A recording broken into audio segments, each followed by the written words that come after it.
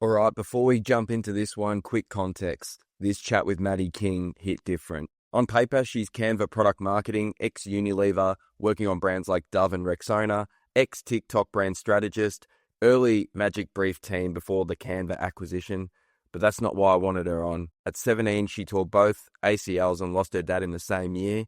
During uni, she got cancer, then built a business, then worked in media, then corporate, then startup chaos. And somewhere in all of that, built one of the sharpest marketing brains I've come across. What I love about Maddie is she doesn't romanticize trauma. She doesn't brand herself as inspirational. She just works, she thinks deeply, she has taste, and she backs her judgment. In this episode, we get into why taste is the real moat in marketing, protecting originality in an AI-heavy world, when to trust data versus the gut, startup burnout and knowing your limits, why social shouldn't be forced into perfect attribution, and why brands need to take more big swings. If you're in content, social, brand, paid, product marketing, or you're just trying to stack skills in a way that makes you dangerous, this one's for you. This episode is proudly brought to you by Sked Social. Get your free 14-day trial now. Let's get into it. Maddie, thank you so much for joining us on the Scene podcast. It's good to be here and chat with you. I feel like I've been on your LinkedIn a lot over the past couple of months and just seen all the good stuff that you've been dropping. So it's nice to actually meet you. I was going to say in real life, but it's over the internet, but same kind of thing. Yeah, my LinkedIn shit posting, I'm glad that someone thinks that's good stuff. Oh, I do. Honestly, like even how you've like in your experience and how you explain kind of what you do, it's very like unique and different, which I think is refreshing, especially on a platform like LinkedIn when everyone can take it pretty serious. No, thank you. It's very kind.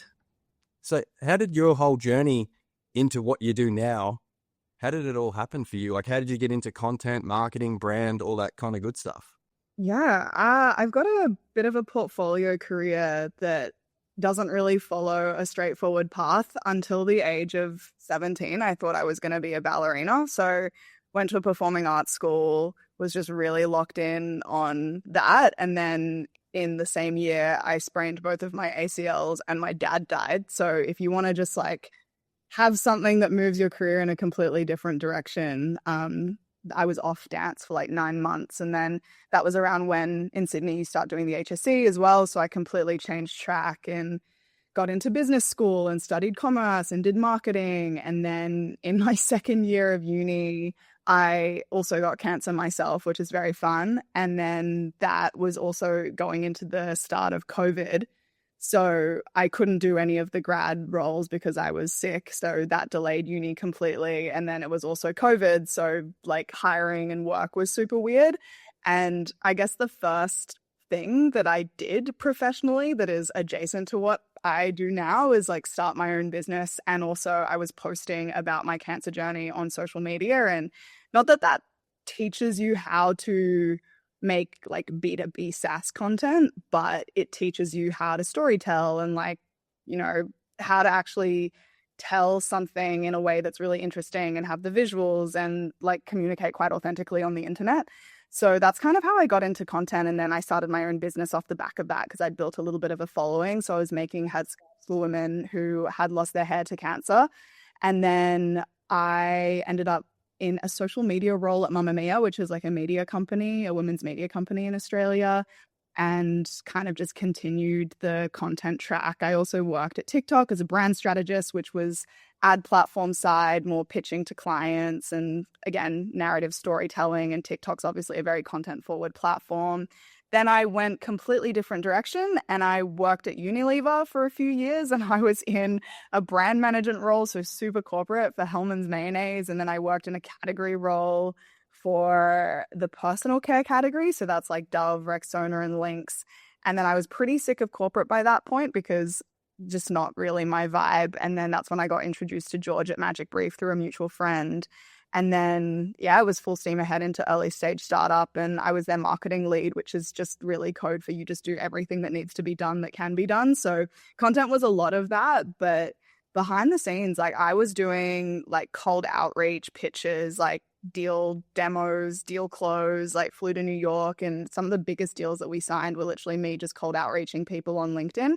webinars, just everything that you needed to do. And then, yeah, a year and a half into that, we got acquired by Canva. So now I work in product marketing at Canva, but obviously, like, you know, working in a bigger company just frees up your outside of work time a lot more than an early stage startup. So I also do some like contracting marketing work for a brand called Noon on the side, which is super, super cool. And yeah, it's like a very rambly story of how I got to where I am. No, I love that. And, you know, to go through stuff so heavy so early on in your life, like, I'm sure it wasn't easy, but like the drive and ambition to just like keep moving and do things, has it always sort of been in you? Oh, totally. And it's the classic, like, you know, high achieving academic kid always trying to prove themselves to something or someone. Like, there's a lot of that in me, I think. And it forces you to grow up really quickly. A lot of people who meet me don't think that I'm 25. A lot of them will think that I'm in my late 20s or even early 30s, which maybe is offensive. And I should look at my skincare routine a little bit more. But it forces you to grow up really quick and build a lot of resilience and also be quite hardy in your decisions of what you want to do in your life, because you are hyper aware that life is very short and you can't just sit in a situation that you hate because it can change like that. And I've lost a lot of the anxiety around like relapsing with cancer now because oh my gosh, I'll be 6 years out in May. That's crazy. But there was a huge chunk of time where I just felt like I was trying to claw as much life as possible before I was going to relapse or get sick again. And that definitely makes you act and behave in a certain way. And it's why I've jumped around jobs so much. And as soon as I don't feel like something's serving me professionally anymore, it's like, all right, on to the next thing, always go bigger. Yeah, it's definitely shaped who I am professionally for sure. And what about like people around you? I'm sure they would feel inspired by you doing stuff like that. I'm sure there's heaps of people reaching out who might be going through similar stuff or have gone through stuff where they've sort of seen you as that inspirational person who's like going after it despite all the shit that's happened. Yeah, I feel really complex about that because I don't see myself as particularly inspirational. And there's a term that goes around the cancer community where people call it inspiration porn. And I think that a lot of people who go through traumatic events, you just have to sit in the shit a little bit, where getting chemo is not glamorous. And also it's what you have to do to save your life. You don't really get a choice. And I don't think that I'm inspirational for getting cancer. Like, that's not the thing that is actually the inspiring part. So it's always really funny when people reach out. They're like, oh my gosh, you came across your cancer journey. You're so inspiring. But it's all the stuff that you do after that, right? It's like what you've been able to turn that into. And yeah, I would hope that I've like inspired some people, but I don't know. I don't see myself that way. And maybe I should, but I just never have. I feel like I'm always wanting to like work really hard. And I feel like my hard work speaks a lot more for me than just having to have gone through a bunch of traumatic stuff young in life. And like being yourself, because like just talking about your LinkedIn profile, it's like I feel like it's very you. You know, have you always sort of been like that in terms of here's how I'm going to communicate, here's the way I am? I'm sure that stuff put a lot of things in perspective. It's like I'm just going to be me. Hey. Yeah. Yeah, I'm very extroverted. So it's always just been very natural to me to want to put myself out there. And if you're not, I hate the word, but authentic, like if you're not authentic, then what are you doing a little bit? And I think that especially being an only child, like I grew up without siblings around, you have to learn how to make friends and get people into your circle and be social with them. And I think that that's just translated into everything that I do now. And I would hope that people who meet me in person think that I'm exactly how I am online, because it's literally from my brain to my phone. Like there's no in between process there where I'm trying to pretend to be someone else. It is really just straight from the heart. Shitpost straight from the heart, you could say. I love that. I love that. And what about when you move into a role at like a Canva that's massive and well respected and stuff, and coming in and being yourself? Was that hard, or is that sort of just naturally they embrace all that type of stuff and that's why you're kind of in that role as well? I think at Canva, I mean, Canva is an incredible place to work. Like they really allow you to show up as your full self at work. And you see that in like, I mean, you can read anywhere. It's like Canva is just this incredibly creative, incredibly inclusive environment to work in. So it was very easy to just jump straight in and continue to be myself.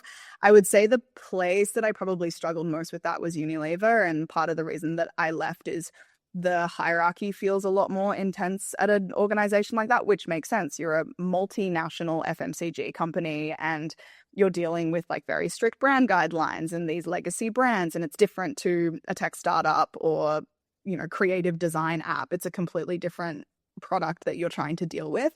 But I really struggled there because you have a lot less room to disagree with people. And unfortunately, I am quite opinionated and argumentative sometimes, in a nice way. But when it comes to work, I'll usually make my opinions known, and there's less room to do that. And then as a result, you do get shut down a little bit more because you have to listen to the most senior person and the manager in the room. And I don't deal well with those environments because I think that, particularly in marketing and particularly in creative, like, I think that the intern has every right to be at the table as the, senior creative director or whoever that might be. But that's just my take.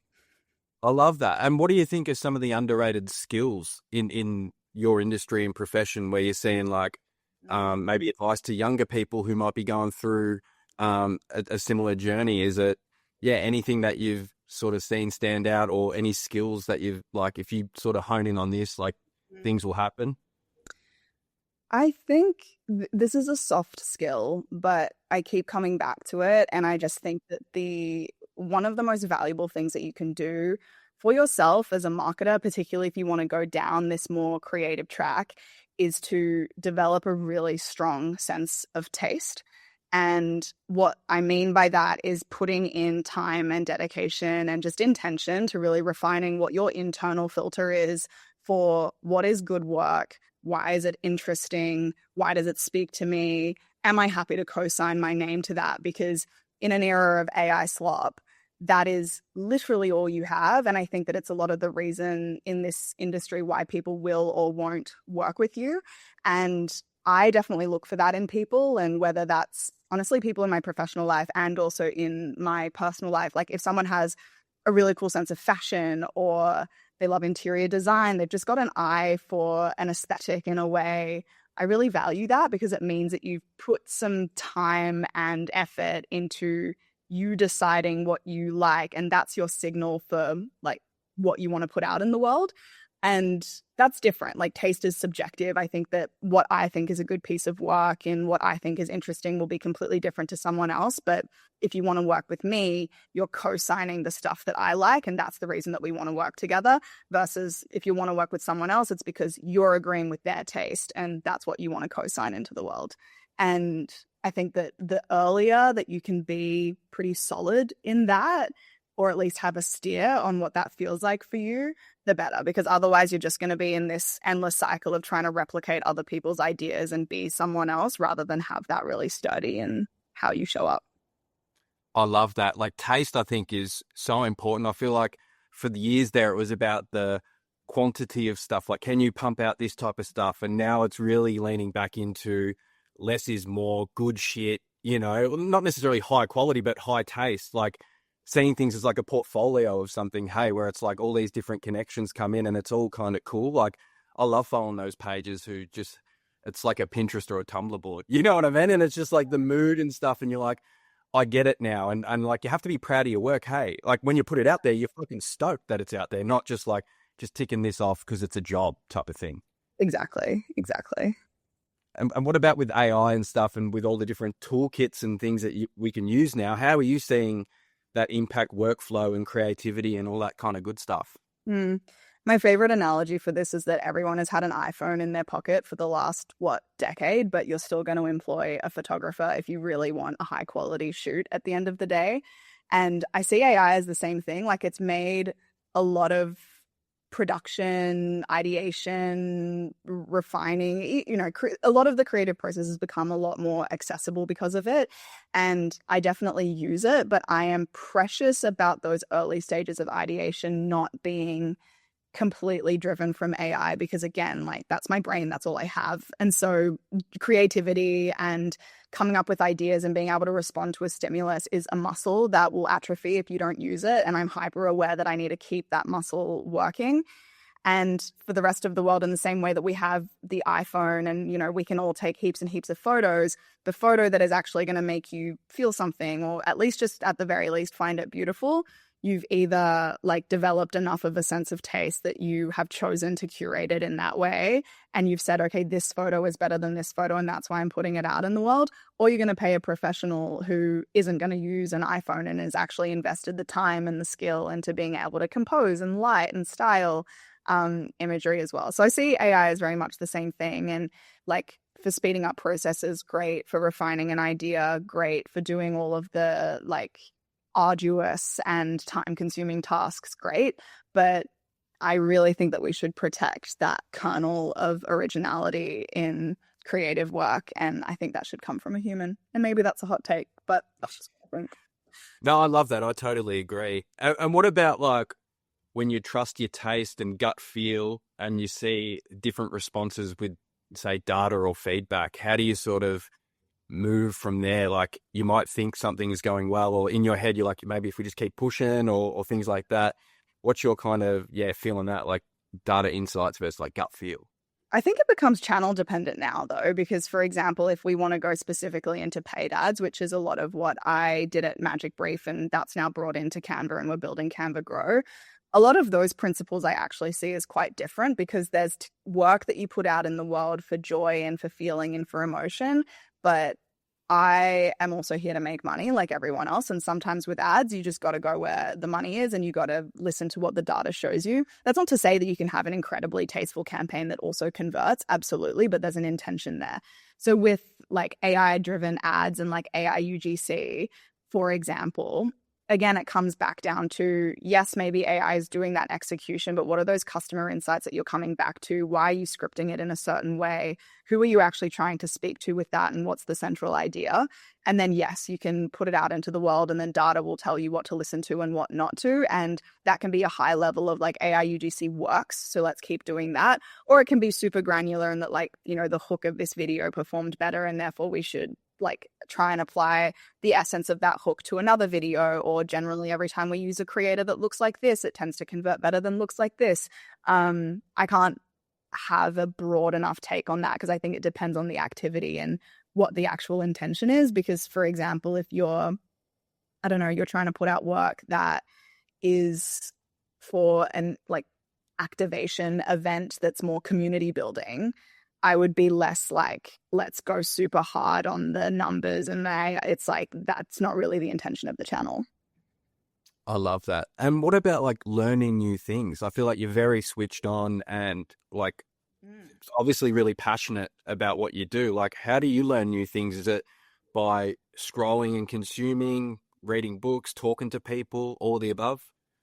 Can you define new things like as it relates to content? Like new skills, like in your role. Like if you're like you're seeing maybe an account or someone that you follow doing interesting new things, like is that something that you sort of pick up new ideas from, or is it just more talking to people in your team or things like that?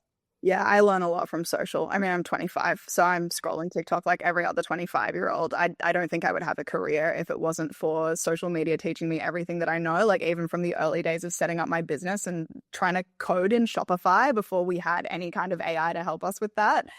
It was all online, like it was YouTube. I'm very bullish on YouTube. I think long form content is back in a big way, and it's such a good way to learn as well.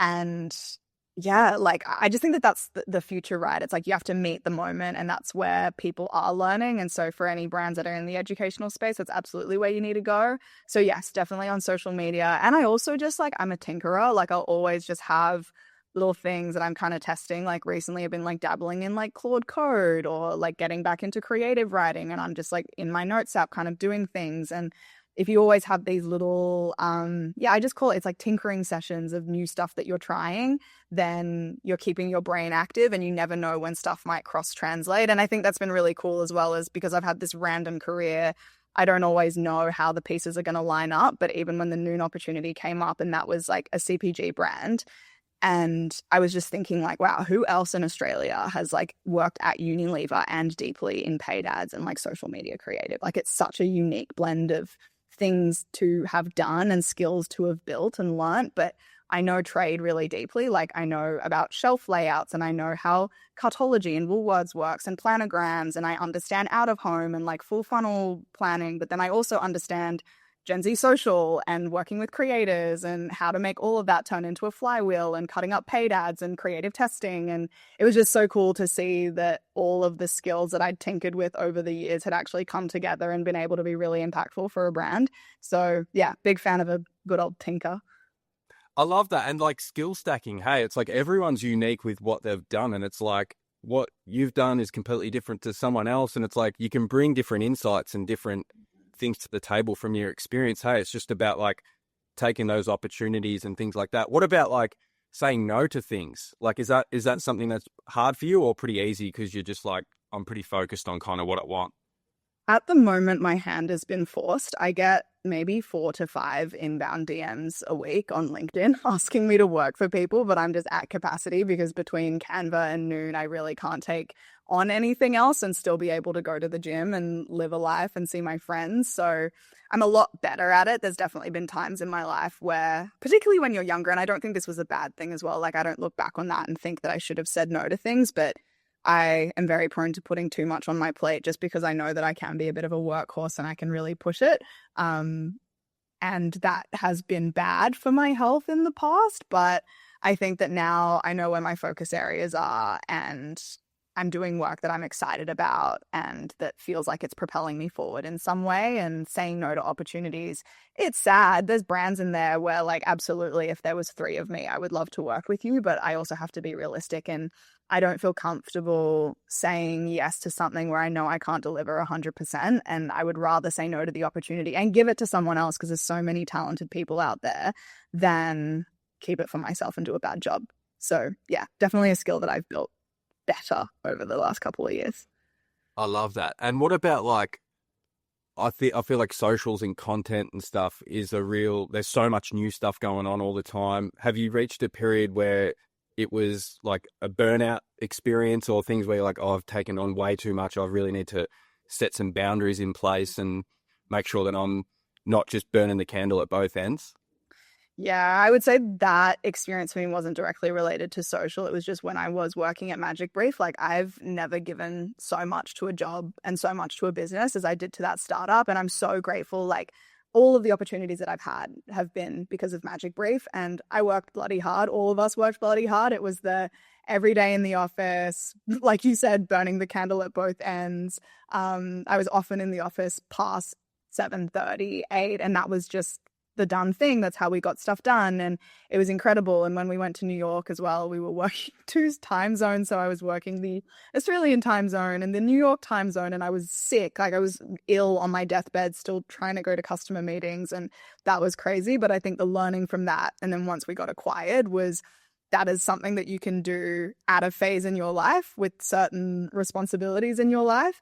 And I don't think that I could ever do it again. I say that now, but probably in a couple of years, I'll be back burning the candle at both ends, I'm sure. But it was an important learning to just know that everyone has limits. And I really pushed myself to my limit in that year and a half. And it was absolutely worth it. But I don't think that I'll be going close to that again just to protect my health. I think it's hard too because you see the benefits and the positive outcomes of hard work. And it's like, oh, if I just put in this stuff, like, things will happen. But I think like it's good to know that there's some light at the end of the tunnel. You know, like, you're not just doing it for the rest of your life. It's like, I can put in the hard work for a certain amount of time and get that outcome. Yes, but this can't be 24/7 for like 20 years, you know? And it's hard because you get that tick, you know, that hard work actually does move the needle. Hey. Yeah. And I think especially if you're in digital content, it never switches off because I'm scrolling social in my free time in the same way that I'm scrolling social for research in my work time. And I'm addicted to my phone. Like, my screen time is horrendous.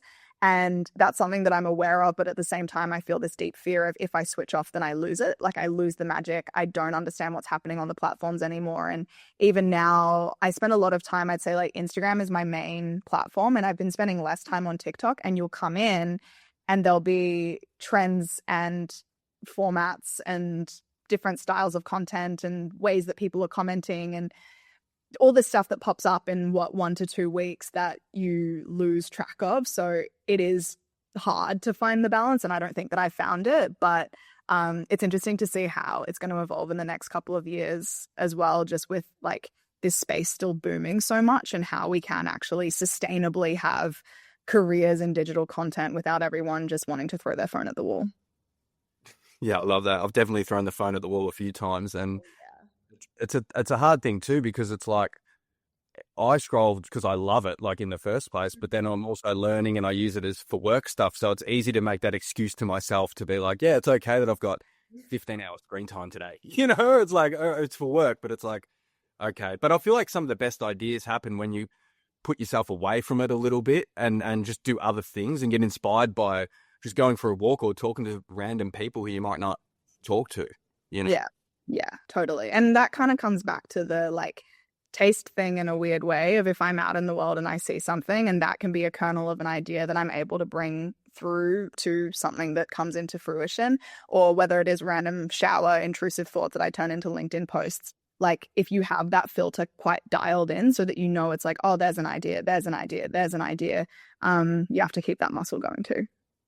I actually got gifted from a guest shower notes. So you'll literally put it in the shower and you can write down anything that sort of pops to mind. And it's not like a thing to think about when you go in. It's just like if something happens, I can quickly jot it down without jumping out and all that type of stuff. But yeah, I mean, it's interesting. What about like like going on and seeing new things and all that type of stuff versus like the tried and true? Like say you've done something and it works and it's going well, but how do you know when to sort of update or bring in new stuff rather than just stick with the tried and true method of kind of what you've been doing? I think, again, it depends on like channel. Like we have to be quite specific on what we're talking about here. For example, there's principles that are so enduring that they never really change. For example, I'm going to use a retail example. If you were in the diamond, they call it, on a shelf, which is you're at eye level and you're in the center, like you want to get your product there and you want a brand block so that it's really easy for people to reach for you. That's never going to change. And then that's the guiding principle. And then you go, okay, well, brand blocking is a thing that we need to do. How can we improve our pack hierarchy and the way that we're colored on shelf and making sure we stand out from competitors? And you can make all those decisions within the framework. Same thing with digital, right? As you go, okay, largely video is working really well for us, or like carousels seem to be popping off, and you can go high level at a format. And then you can double down on that into all the different layers of, okay, well, what types of video, who is in the video, the content of the video, and then you can do the guided by numbers thing of like, where did you get those numbers from and where are you iterating from there? However, I'm a big fan of a big swing, and I just think that a lot of brands don't take enough of them. And every now and again, you should just ignore best practice and best principles and just take a big swing. And if you're managing an overall marketing budget, I would always allocate, say, 5 to 10% of that budget to be able to just do dumb shit that might not land and be completely okay with it not landing. And sometimes that will flop, and sometimes it'll be the thing that delivers the most outsized returns for the business. And I would always look for what that next opportunity is while keeping all of your BAU stuff going and making sure that it's fresh and constantly being reinvented as well. I love that. I think people respect risk taking as well. Hey, when it's like, hey, this is new, like even if something doesn't land 100% on what they might have thought, I think people who kind of work in the industry in the space are really like, hey, at least they're trying new things or shaking things up, and like that's inspiring in itself, isn't it? Like when you're willing to take on those new things and see how things land.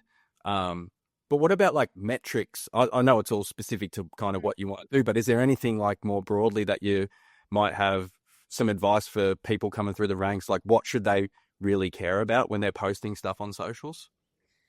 Are you talking about if you're running a brand account or running a brand account? Yeah. Running a brand account.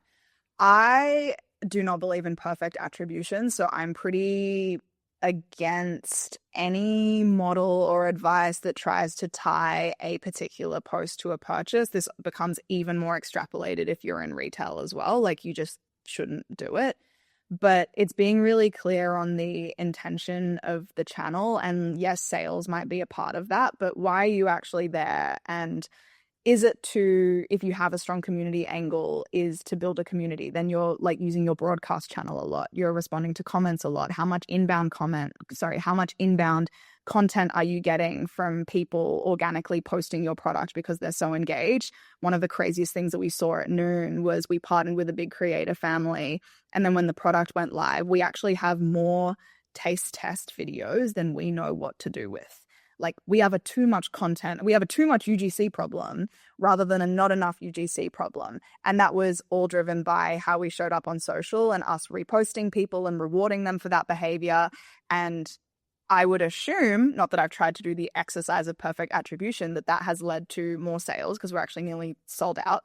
But social as a role there was a connector between a creator, their ecosystem, us, our content flywheel, our platform.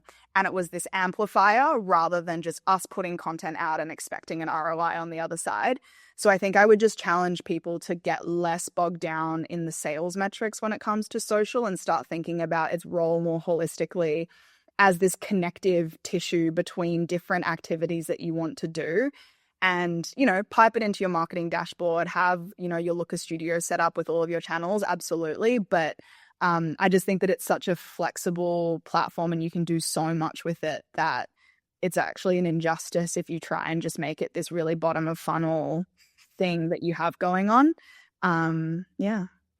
And people don't like that. Hey, it's like when you're just pushing sales and it's very direct and you got all these CTAs, it's like you're on TikTok. Just educate people, make them laugh, or do like, it's the brand awareness. Hey, it's not just, hey, like, and I think like a lot of creators and people who work in these roles might have pressure from leadership and stuff to really, like, how does this tie back to ROI? It's like, well, more people have heard about us. There's more, and it's hard. That stuff is really hard to track, like, and you have to be seen a lot of times before people even make those calls. Hey, it's not just like we've seen one post and we're convinced. It's like, I've been seeing stuff for 6 months, a year, and yeah. It's in the zeitgeist. People are thinking about it. Yeah. Well, it comes back to your marketing touch points. Like, I don't know what the stat is, but like someone has to see your brand.